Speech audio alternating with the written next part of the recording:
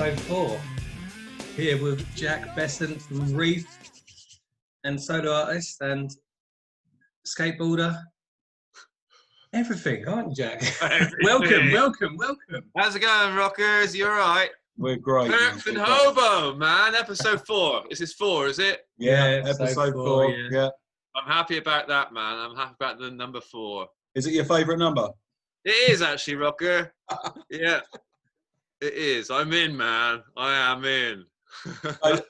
We started this podcast. Basically, the first one we done was just us chatting about gigs we've been to, right from when we were kids, like when we started going to shows when we were kids. So the first question we always ask anyone is, what was the first show you went to?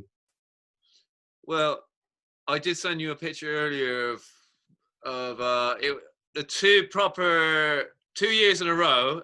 87 and 88, I went to the Donington Monsters of Rock Festival. And that first 87 was pretty much, I might have gone to see Wasp or something, do you know what I mean? And yeah, that probably is my first gig, actually. Wow. I was a metaler who was just introduced to metal so quickly that it took me a while to sort out what I liked. It's just sort of metal, this sounds like a good vibe. But yeah, I think really that 87, me and my friend, we were 16 and we went on the bus from Bristol to Donington Rock Festival. Monsters of Rock, and that year. Legendary, isn't it? Yeah, my first Donington was 94.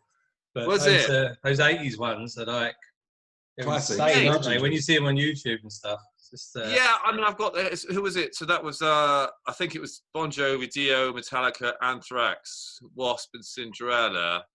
Yeah, and it was just it was just mind blowing. For we were the age we were, just 16, where we were going up on the coach. It was just wicked, mate. So I was just put into that. Just amazingly great fun and just unbelievable. Just suddenly to be amongst this whole, I don't know, metal. You didn't get hit by any of the bottles of piss, did you, Jack? Yeah, exactly. That's what I'm saying. Like, this is the thing about now, isn't it? About people. You just hope people can. I know piss is obviously very lovely thing to get showered upon, but the gigs are just such a crack. Everyone's just going crazy. We can't do that now, man. Yeah, I don't think they do that anymore, do they? I've not seen a road bottle of piss flying at download. I can't remember what to do. Fingers crossed. Jack, to get a chance to go back to an actual proper gig, I'd take one of those bottles for the team. Yeah, because I miss it so much. Proper gig with no camera phones. Mate, I agree. Yeah, I mean, but I've just that's the thing in it for the kids right now. I mean, I've had my chance to play gigs and rock out, go to gigs, be in that sweat pit, and just experience. I mean, I had no idea at that age what a concert was, a gig was. I only started playing bass at 14. I had no idea what a bass line was. Do you know what I mean? It's like it's also new. It was amazing, but I just really hope that kids can experience that extremity of just alternativeness and just being packed together and all that. You see things online at the moment about gigs being done with groups of people in pods, and it's just it's not what it should be. Yeah, if it has to be that way, then dude, it has to be that way, doesn't it? No music's better than no music, and yeah, that's very true. Yeah, we're not sure where it's going to go, are we? So so we're just fingers crossed it's just going to get better and better. But yeah, man. So that's kind of my first music. That's a baptism of fire, isn't it? That's a great one. Monsters of Rock in the 80s. It's glory. Yeah, it was wasn't glory. The year after was Guns N' Roses, wasn't it? Yeah, and I went the year after as well. And again on the coach, same thing. Got 2 years in a row, and it was just epico. Great. What was it like seeing Guns N' Roses then? Cool. And it was an amazing gig. Yeah, and it was the whole thing where the crowd had to get pulled back because obviously there's people getting crushed and but they were, guys didn't make it, did they? No, bless man. It was such a cracking. Yeah, it was, but that was it's hard to say that was a cracking gig. I've got the photo of here. I can't remember who else was on that. Was it David Lee Roth? David Lee Roth was it? David Lee Roth. What was David Lee Roth like? That must have been electric. It was good fun. Wild, isn't he? Yeah, that was well. But we saw him play in Shepton Mallet because we live near the Bath and West Showground, and he played there. And that was just like a mental gig as well. It was just good fun. Brilliant. Man. So that that was a good laugh. You know, that whole. We've never seen anyone from Van Halen, have we? No. Much so disappointment. Very disappointed about that. Yeah, isn't it? Yeah. Does they still playing this? Yeah, I think David Lee Ross back with them in America. He was definitely. Yeah. I saw him on some like Jimmy, is it Kimmel show? Jimmy and Kimmel, and they was doing these like few songs outside in the car park or something. And it was looking pretty good. Dave was back. Yeah, good vibe, isn't it? It's a good vibe, you know. It's like because I started off pretty metally, and then I liked that whole Californian kind of sunshine, Van Halen sort of stuff. Do you know what I mean? I was really sort of drawn to that sort of like, wow, this is good fun, man. Yeah, you know, Happy music, isn't it? David Lee Roth solo albums, they're very like happy, aren't they? You put yeah. What sort of stuff do you listen to these days? A lot of like blues, like music and stuff, and old blues, and you know, I love just like I'm quite enjoying. I must admit, quite enjoying this. I know it's bad for the music industry, but for the artist maybe. But I could do like the Spotify thing where you put on. Yeah.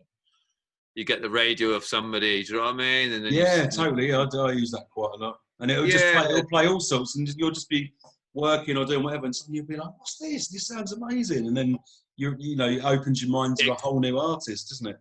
That's right, Hobo. That's right, man. So I'm excited about so like that, you know, and I don't know. Yesterday we listened to some reggae, whatever. I did actually buy this album called Rockers. Do you remember the album Rockers? The reggae one. Really good. And my friend by chance was here yesterday, and he just put it on Spotify. And I go, oh yeah, I know this. There's a song called Surfing on there. It's all like really cool, like reggae kind of dub kind of feel. Right. And that's pretty good. And then there's that song on there as well that goes, it goes, all the peacemakers. And I got that song called Peacemaker. And I was like, oh my God, it's like, it was actually similar, like lyrical content to what I've just done, where it's like, sort of, you know, it's just saying peacemaker, but it's sort of saying like, if you're going to try and be a peacemaker, like you've got to come up with the goods. Or that's the sort of spirit behind it, you know, in the lyrics of that reggae song. I don't know. Yeah. So that was quite good. You know, when you hear stuff that you connect with.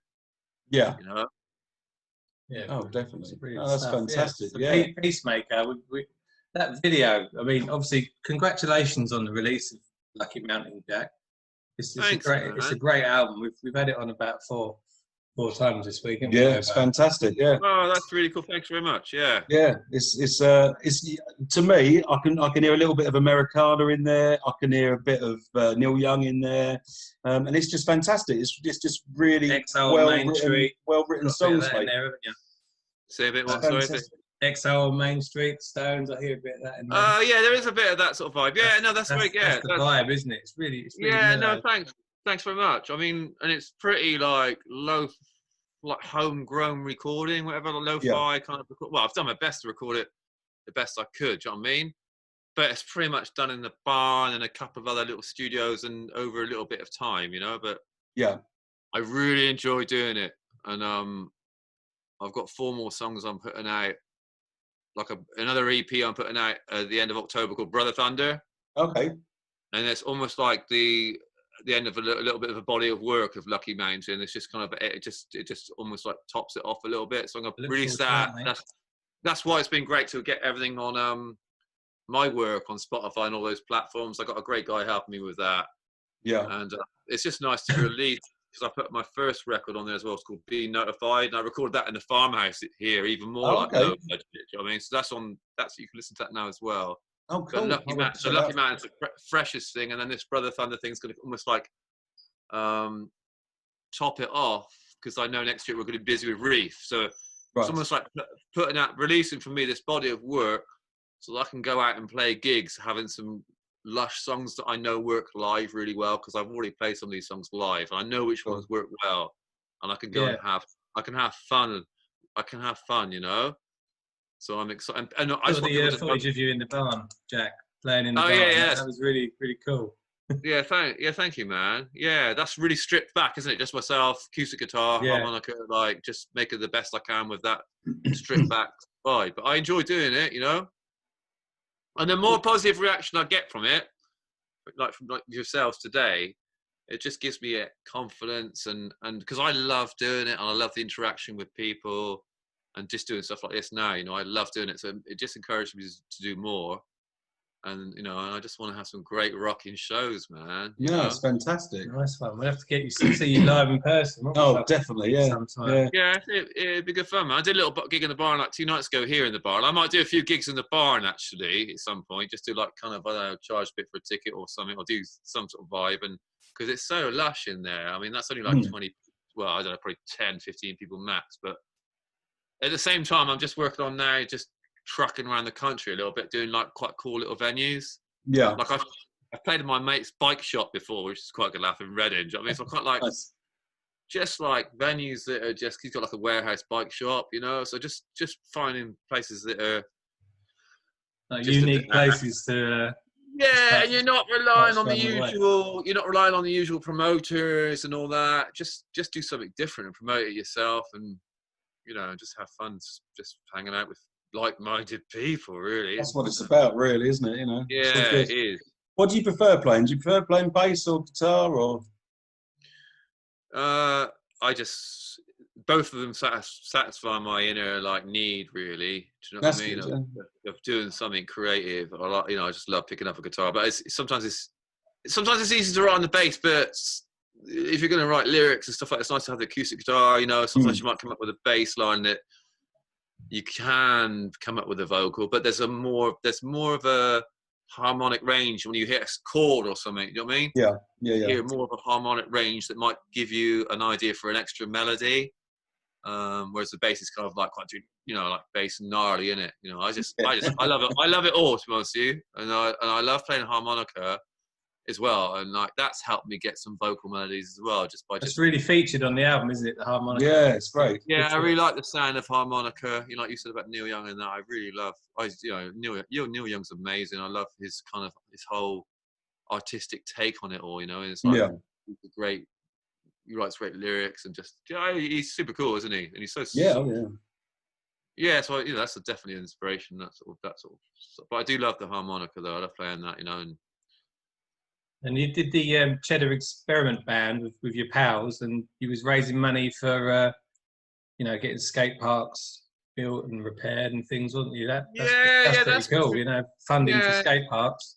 Yeah, thanks, Perks. I've been it's actually, you know, it's just been great to immerse myself in the community a little bit, because we have got a lot of, like, we're talking about like-minded people. Like, you just don't realize when you start doing stuff, and we start putting gigs on. We put like charity gigs on in the local pub, which is, you know, I can see it out the window there. Like they gave us the upstairs room, and we start putting gigs on there for, you know, a couple of different charities, like for Surfers Against Surge, and when my dad passed away, we did some for the hospice.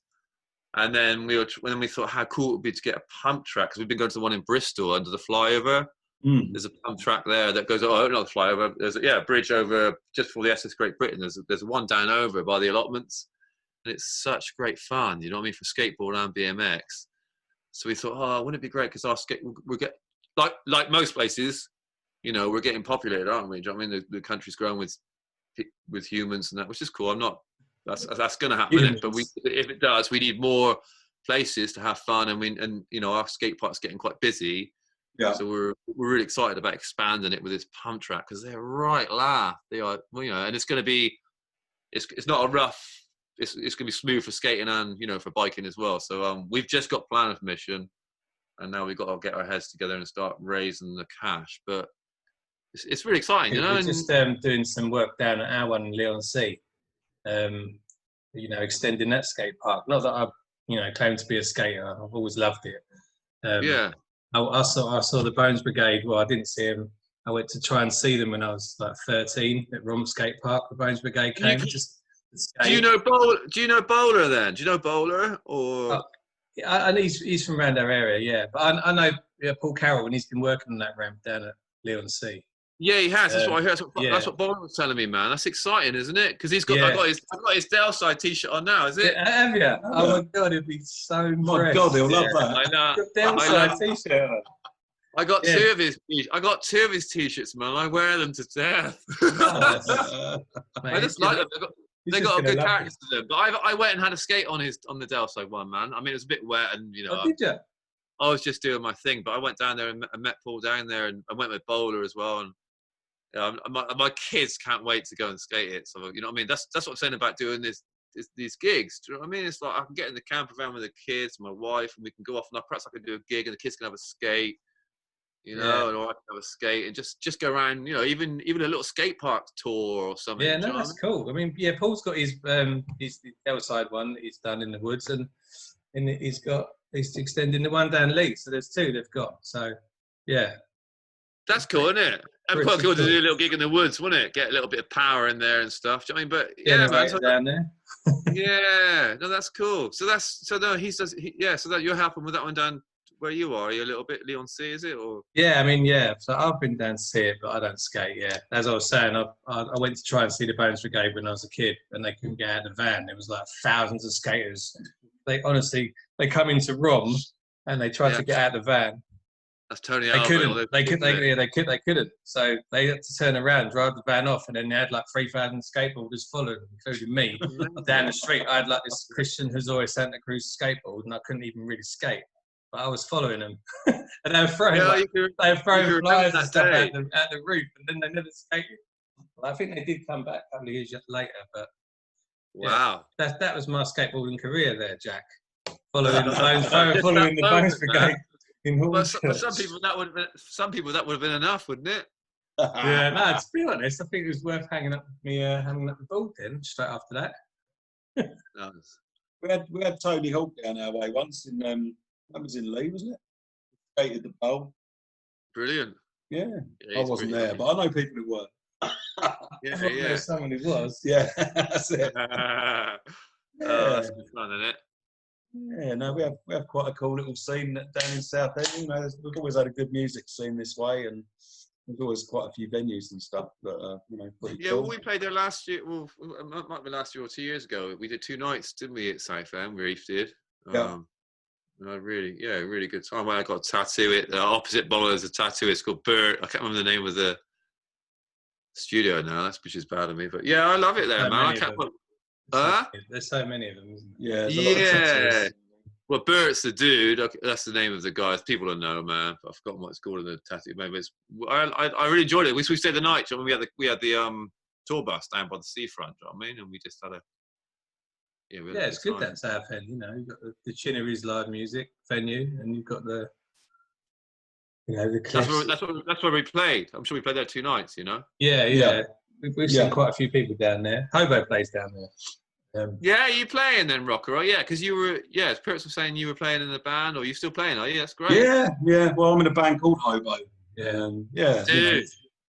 We're kind of it's hard to explain what we're like, but kind of a bit of a stonery kind of rock band, kind of great. Quite heavy riffs but quite melodic vocals. So it's like I think it's like Black Label Society with Scott Weiland on vocals. Yeah, that's how I would describe Hobo. But nice. Yeah, everyone hears this differently. Yeah, so. That's true. Yeah, that's good then. So you enjoying the rocking out as well then, man. You enjoy playing. Love it. Yeah. You know, well, I've done a few gigs here and there. You know, it's always entertaining. But, my old band, we were called Bates Motel. We played Bloodstock in 2003. That was really cool. You know, it was a good experience. But you know, we never sort of took it as far as we could have done. You know, at the time. Yeah, at the time, Roadrunner were just opening a UK branch. They were emailing us saying they wanted to come and see us, all this kind of stuff, but they just never showed up. So, you know, we told them when we were playing and they never showed up. That was the end of it, really. But, you know, life's life. You just carry on going, don't you? Well, exactly, exactly. You just don't know what, you know, it's same for me now, you know. You just put yourself out there and some people will take onto it and some won't, but that's not going to stop you, is it? Because you just love doing it. So, yeah. You know, I was going to say on the Peacemaker video, Jack, the mountaineering 70s mountaineering footage. Where did the inspiration for that come? Because it's really cool and it goes with it so well, doesn't it? Yeah, thanks, Perks. That is, again, it's just from doing what you do. But I met this lovely chap called Eric Davis, and he runs the Museum of British Surfing down in North Devon in Braunton, which is like just basically a museum about surfing in this country. And it's really cool, actually. If you go and if everyone's in Braunton, like say before, you got Croydon, Staunton, and Putsborough, all the great surf breaks we've got in North Devon. So in Braunton, there's basically he's got the museum there, and I just befriended him, and sometimes we go surfing together. He's got a wicked longboard I borrow off him sometimes, made by this great shaper called Chops, and this longboard's got like a great Jimi Hendrix picture on there. Cool. Blah blah blah. I love that board. But he's so this guy, when he was back 22, so he's still got such a stoke for surfing and that now, and stoke for life. You hang out with him, and he's just like, mate, you're still doing it for that stoke. But him and his mates, they went on a trip to the Himalayas. They just took about 3 Land Rovers, like 110 Land Rovers, their own like camera equipment, climbing gear. I don't know how many it's about 10 of them, I think, and they did this trip all the way through different countries. I think Afghanistan, and it's all like, there's a longer film of it, if you know what I mean, but they've never put it out because they cut it to like Led Zeppelin and stuff that they would never be able to use. So I saw this long film, and I was like, Eric, mate, would you mind if I just use this footage and then cut it to this song Peacemaker? Do you know what I mean? And the person who helped me do that edit her name's Demi Taylor, and she does the London Surf Film Festival. Okay.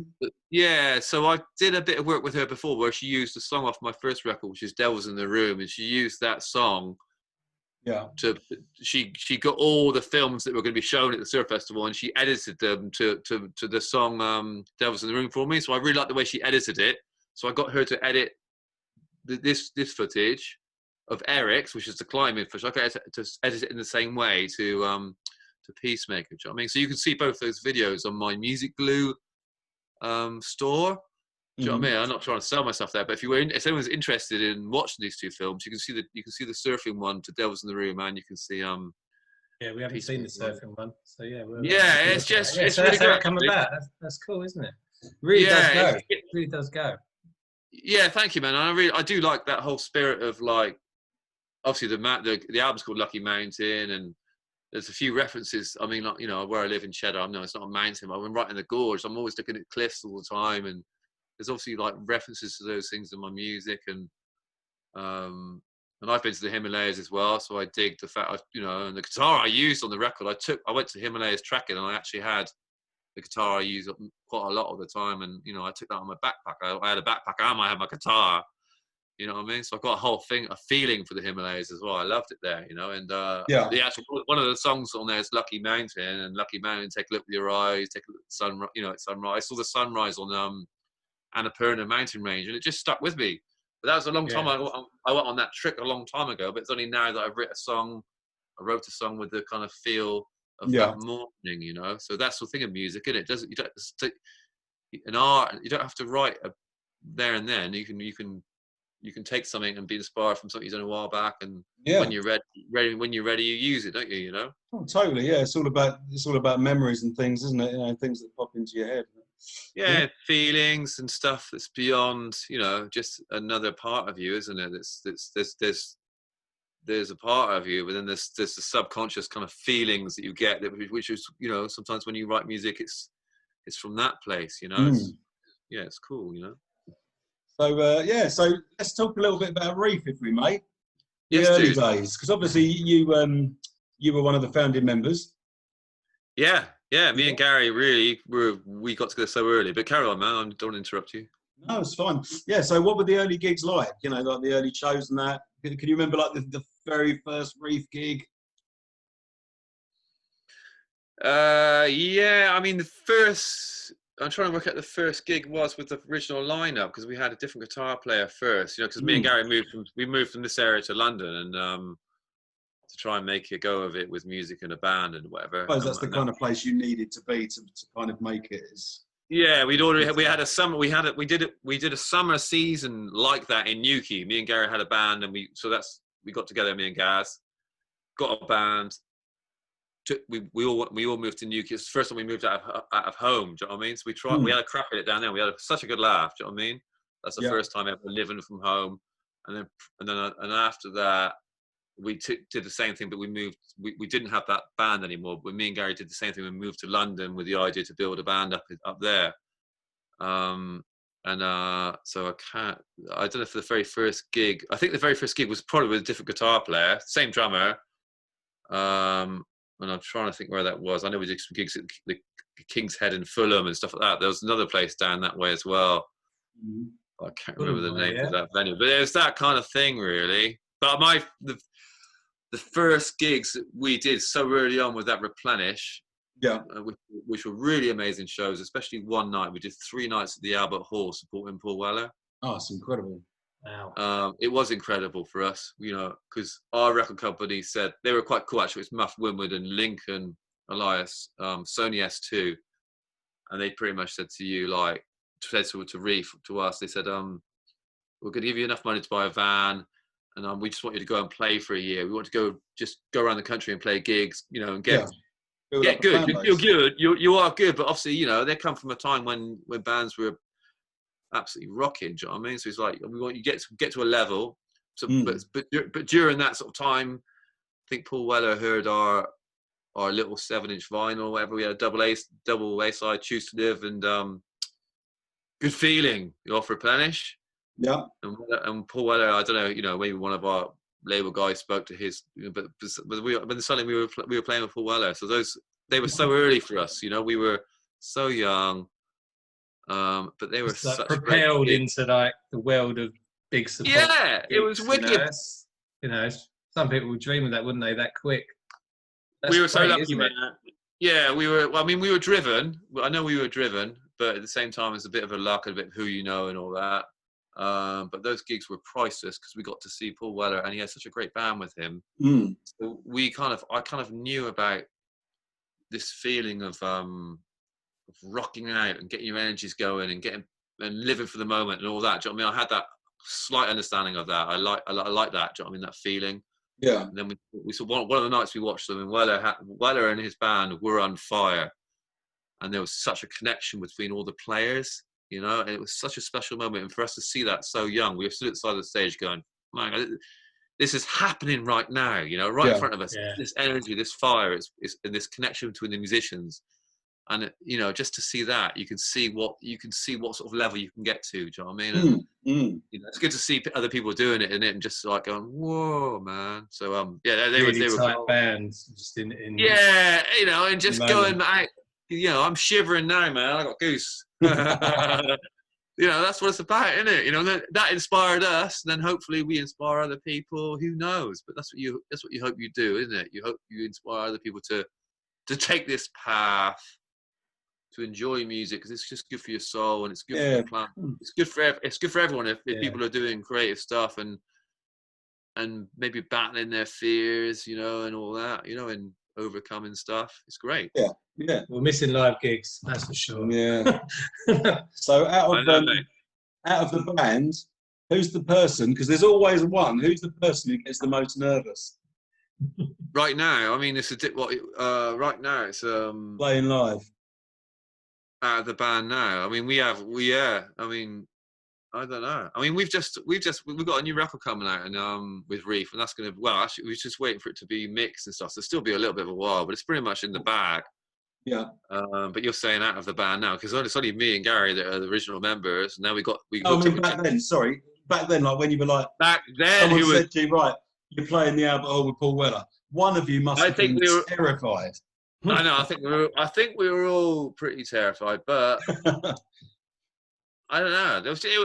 It was good chemistry, man. I mean, we were, Reef still a great band, but then it was the original lineup, and we were just doing our stuff, and we had a good chemistry, and we all helped each other along. And I don't think anyone was particularly more nervous than anyone. I think we just took it. We just took it on the chin. Went up there and done your thing. Yeah, we did it together, especially early on like that. It was all cool. I mean. Obviously, we were nervous. You're gonna be, but I think the music, I think the energy we had with Gary's great voice as well. Oh, he's got a fantastic voice. Yeah, so you're just there and you're playing, and then that's enough just to go. You're just listening to it and you just get into it. this is the thing, isn't it, about live music? It's so special, and like, I've had a moment recently. I can't remember who it was I was listening to, but I kind of just, they were playing live, and I kind of walked into the middle of them all playing, and it's just an amazing sound, you know. And you just like, just to be right amongst this whole energy, and it's just, that's the beauty of bands. You've got these different characters all like doing their thing, yeah, and creating this sound, isn't it? I mean, you must know Hobo, mate. It's just lush, isn't it? Yeah, oh, it's fantastic. It's a great feeling. I still get that buzz now. But I'm saying, so from then till now, because now we've hooked up with Andy Taylor, who is the guitar player in Duran Duran, but he's done loads of solo stuff himself. Yeah, all right, okay. We've written an album with Andy. Oh, wow, really? Which is quite cool actually, because it's given us. We've got Jesse Wood on board, who's been with us now for probably 5 years. Right. Who's a really cool guitar player, and you know, he's got that great background. He's got a lovely background of music. He loves music so much, Jesse, like we all do. And then we've got this second guitar player come on board, and a songwriter, and he's a vocalist as well. So he's come on board. So we've written an album with him, which is, I don't know what, you know, we've kind of got a name for it. We're just working on artwork and all that right now. Yeah, getting it fixed. But yeah, you said about nervousness, but now that, I don't know, man. So we'd all probably be a bit nervous now. But the thing is, we've done a couple of gigs, and it just feels like the Reef's got a whole new energy now, man. So that's quite exciting, you know. Because I love playing. I got to say, I love playing bass. I love rocking out on bass. Yeah. Distortion, bass, distorted, and again, I still love hearing Gary sing. And I just enjoy it. I still really enjoy it. You know what I mean? So I'm super excited about doing gigs. I know when it happens, it's going to be great for Reef again. But I just, of course it will. Yeah, I can't wait to hear the album. It's going to be brilliant. Yeah, it's really cool actually, because it's nice to have that. You know, we're talking about earlier. We were talking about 87, 88, Monsters of Rock. You know what I mean? Most of those bands were like 2 guitars, you know, and like heavy rock and heavy riffs, you know. So it's kind of got that feeling about it. You got bit extra information with Andy's guitar, you know, and we had a very good drummer actually record the album with us called Luke Bullen. Okay. So I would imagine he'll come out with us on tour. So I think it's going to be a really good lineup, man. You know, musicians and that. Yeah. And Andy's going to go on the tour with you, and Andy as well. Yeah, I think we're all like horses, man, just chomping on this bit. Just can't wait to get out there. But we just come to Chiddery's, yeah. We'll be there. Yeah, well, I would imagine we will. But it's brilliant again, mate. it's really exciting for us, but so much you have to be so patient in the music world. You know, you can have a lovely body of work, but you just have to wait for it to be mastered. And you have to wait for this. You have to wait for that. You know, so we're just sort of hanging in there and letting it. You know, and also now we all have to wait for the COVID thing to get better. You know, so you have to be we learn to be patient with it all. You know, but in the meantime, that's what I'm happy doing. Lucky Mountain and stuff like that, doing the Jack Bessant stuff, that I can perhaps do gigs and I can do stuff when we're not. It takes a lot of organising for a whole band, so I can do stuff that's a bit more ad hoc. You know, for a surf, do a gig somewhere. You know, enjoy it. You know, enjoy music that way. So yeah, so it's a lovely. I'm in a lucky position actually with Reef and this. You know, so I'm excited. Hobo and Perks. Oh, we've got some cool forests down here, man. If you want to come down here and chuck out a few songs, you're more than welcome anytime. Yeah, nice. Because we went to Reading Festival back in the day. You know, Reading 95, 96, and 97. I think you guys were there. And we saw a few of your songs. I think it was Reading 95. I think you were on was it Melody Maker stage? Yeah, we were in one of the tents, weren't we? The first one we played there. Yeah, that was a wicked gig. Yeah. And it was it Ash on before you or after you? Because we saw the pair of you in a row. Yeah. I mean, it's hard back then because you're younger and you're like, where is everything? I've got to see this band, you know, and you're obviously having a Reef and not really know where you're going, are you? Where's my tent? Oh God! But yeah, those Reading festivals when I was younger was so amazing. I actually almost prefer playing that one in the big marquee, though. You know, in that alternative stage, because once you're on the massive stage, you're just not. You know, it's still good fun, obviously, and what a lovely opportunity. But I've got such a great, and I know Gary has as well. That gig, the one in the tent, because it was the time, and it was just we have got it on video somewhere, and weirdly the artist who did our Replenish album cover, Paul Cohen, has got in touch with me recently saying, you know, we should hook up. I really love Lucky Mountain, blah blah blah. But he filmed that gig, and he's got footage of the fans like a waterfall, like crowd surfing and coming over there, and it was just wicked to watch. I remember you on stage just watching, and it was just like a continuous, like a human waterfall coming over, sweaty tent again. Do you know what I mean? And that's what made that gig. It was just rad. You know, everyone was up for this kind of, you know, they were aware of us. I think we might have been on with the skateboarding video, the mini disc one might have been out, and everyone was like bang up for this band. Sounded a bit like Led Zeppelin. They sounded a bit rockers again. You know what I mean? Because there wasn't much that happening, was there? No. Yeah, that mini disc advert, that's the first time I ever heard you. Ever heard your band was on telly on that mini disc advert. Yeah, so people were like. People were almost like celebrating the fact that there was a band, you know, that was doing that sort of thing, and it was skatey and it was rocky, and the spirit was there. I hope the spirit was there. Again, what I was saying earlier, that spirit of just living for the moment, and do you know what I mean? So that came, you know, people really enjoyed being like that at the gigs. Do you know what I mean? Having a hell of a time, letting their hair down. Those festivals are amazing. In our episode 1, I talk about seeing Foo Fighters in that same tent. Wow! First ever gig, and I've still got some photos of it, which I spoke about. I found them the other day, didn't I? But they were taken with the crappy cameras before digital cameras. But that's amazing. There's pictures of all the people climbing up the rafters and stuff, and Dave Grohl. Like I got down the front after about 40 minutes, and I got one good picture of Dave Grohl headbanging. I ping him on the Insta or something. But I'd like to see that, Rocker. That's the same vibe as you guys playing that tent, and anyone that played them tents back then, no camera phones, nothing, just everyone in there sweaty, just rocking, like pure music, pure energy. They've ruined the fun a bit, really, haven't they? You know, you'd stand there and there's someone in front of you with their phone up for the whole set, and it's like you need to be in the moment. I know. I think with the record we've just done with Reef now, though, I think we're going to have that. If anyone's got a phone in their hand, it's going to get knocked out pretty quickly. Do you know what I mean? We've got that sound back again now, and that, which I'm really excited about. Do you know what I mean? Because we did play when we played Glastonbury Festival a couple. Was it last year? It wasn't on last year? Was it a couple of years ago? The last time it was on, we played at the Avalon, and we played it in a tent up there, so fairly recently. And it was a really good fun, man. You know what I mean? But I think with this record we're doing now, that's coming out, we're going to have that thing again. Hopefully people can be in the tent again like that, and I hope that all three of us are in a tent somewhere like that, mate. We can go, it's happening. You know what I mean? Because this new record we're doing, it was this new record we got with the 2 guitars and just the whole spirit. I think it's going to go off somewhere like that again, man. So hopefully it will live, man. It hasn't got a release date or anything yet. Then it's just no. This is going to be it'll be next year. I imagine the single will be out early next year, hopefully, and then an album. You know, but it's hard for us to actually book a tour in a minute because we just don't know what's going on with the COVID. No, exactly. Yeah. Where did you record it? Pardon? Where did you record it?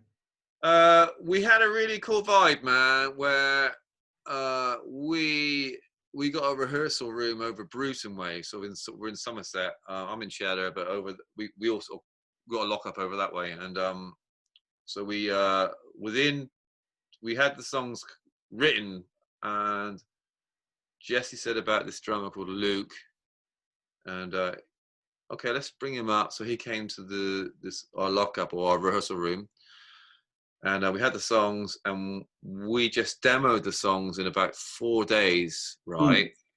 And then we had the studio booked the following week, that weekend, at the end of that week. Yeah. So we had more or less Thursday night off, Friday off, and then we went to a studio in London called Baltic Studios. And pretty much when we finished, it was almost like the night where you would not be allowed to fly after COVID. Do you know what I mean? So because Andy Taylor was living he lives in Ibiza, so he had to fly back. So we pretty much recorded it in a week. We demoed it in 4 days. We'd written it over a period of time. Do you know what I mean? Yeah. To actually record it. It was just wicked. It just went really well with this drummer that we only met on the Monday. But you know when there's a special chemistry again, and sure. Really great player. Is he staying on board with that project? I think he's going to become. Yeah, definitely. We were going to do some gigs like driving ones, which got pulled because of the COVID. So we didn't do that. But he was coming out to tour with that. So he's bang up for it, and we're bang up for him coming out with us. So it's a really good lineup. You know, you got the 2 guitars, got a great drummer. Like I say, we're going to be at that show. We're going to be at that show now. It's going to be great. I'm excited. I've got hats off for the chemistry of Reef back in the day, and much love to Dom and Cameron in the band, and we've had different drummers, and and that was a time, and now this is this for me now. This is another time, man. This is exciting now. So fantastic. Yeah. You said you touched on Glastonbury. You've played there 4 or 5 times now. 95. You played it first, didn't you? Yeah, that was funny. What was that like? I mean, was you? Yeah. Was you on the main stage, wasn't you? Yeah, we were on the main stage about 3:30 in the afternoon. Amazing, mate, because I can kind of we can hear more or less on a certain day hear it from here in where I live. Do you know what I mean? But we'd quite often go to the festivals for a couple of years. I worked there on the gates and bits and bobs, so it was just amazing just to go over there and play. I mean, it was incredible. But I think the most memory I've got, the best memory is when we played it. I mean, I love playing it last year whenever we played. Get mixed up with some of the dates, really. I know we played that recently. We played the Avalon stage. It was rad. I'm sure it was last year. I can't remember. I've got a mate who can remember going to Glastonbury when tickets were £5 and they gave you a pint of milk when you walked in. That's pretty cool, isn't it? What, pint of milk from the farm? That's a good vibe, isn't it? I don't even know what year that was. I tried to think. Right. No, that's amazing, man. That's really cool. I've only been once, and that was 2017, and that was and it was dry the whole time. Me and my brother just walked around watching so many bands in our shorts and trainers. Yeah.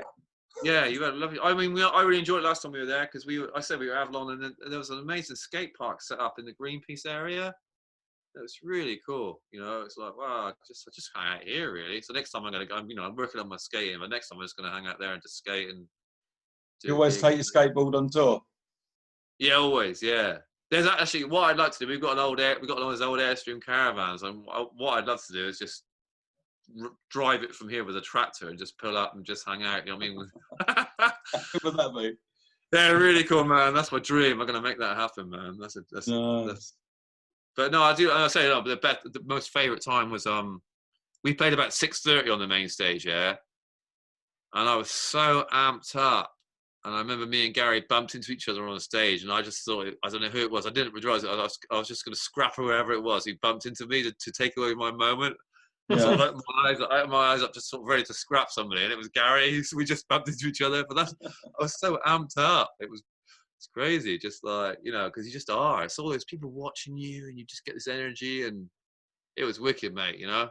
Oh, the adrenaline. I was watching Royal Blood and Biffy Clyro at Glastonbury. Me and my brother were just watching them 2 bands. It was just like the crowd was just like, this is just. Yeah, but that was really good. This is happening. It was really, really amped up. Like you say, amped up. Yeah. There were 2 amped up performances. Oh, that's cool. So that was 2017, was it? Yeah, 2017. We saw the Foo Fighters there as well. Wow. Yeah, Avalanches. Well, loads of people. We actually saw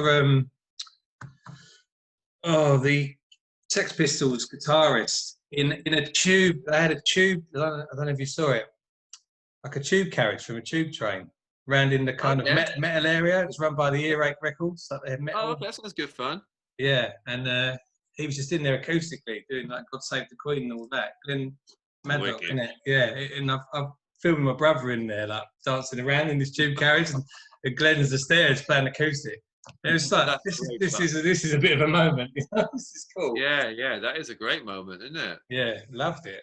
I used to go back. You went a few times back in the day, didn't you? Yeah, I've been to Glastonbury quite a few times. But most times I've been, it's been so wet. I've been like up to my knees in the mud trying to walk through it. It makes it hard work, doesn't it? Yeah, it does make it hard work. You got the mud, I got pure sunshine and trainers. Just blowing around seeing whoever I wanted. So you lucked in that year then, Rocker. No, I didn't go that year. Oh, I lucked out there.